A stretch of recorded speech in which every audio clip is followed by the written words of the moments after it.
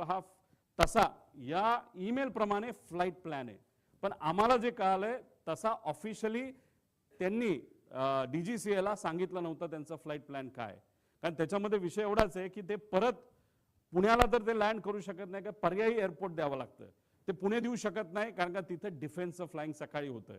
त्यानंतर मग त्याला सोलापूर देता येत नाही, त्यात सुद्धा अडचण आहे. त्याला जर दुसरं कुठलं तरी द्यायचं असेल तर ते फक्त चिपी एअरपोर्ट देऊ शकतात, पण ते पण नाही कारण त्यावेळेस तिथं धुक्का असू शकतं. पण असेल तर कुठलं तर मुंबईच असेल, त्यामुळे ते उगाच तुम्ही जो फेरफटका मारला तो न मारता अंदाज घेऊन 3000ची विजिबिलिटी जी 5000 पेक्षा कमी आहे. 5000 हे DGCAचं नॉर्म आहे. एक तर तुम्ही उडायला नव्हतं पाहिजे, हा आमचा मुद्दा आहे, आणि उडला तरी लँड करण्याचा प्रयत्न तिथं केला नाही पाहिजे. तुम्हाला परत मुंबईला यावं लागलं असतं, आणि पण फ्यूल भरलं होतं, 8 अधिकचे टँक होते असं आमचं मत आहे, आणि त्याच्यात परत जाण्यापेक्षा डायरेक्ट हे विमान खाली आदळण्यात आलं, हे मुद्दामून आदळण्यात आलं असं आम्हाला आता त्या ठिकाणी वाटायला लागले. पुढे आता ह्याच्यामध्ये सर्वात म्हणजे विमान टेक ऑफ, हे मी तुम्हाला सांगितलं. फ्लाईट प्लॅनची माहिती आपल्याला लागेल. आता फ्लाईट प्लॅनच्या बाबतीत तिथं एक गोपी नावाचा VSIचा हँडलर आहे, लय करामती आहे, मुंबईमध्ये तो बसतो.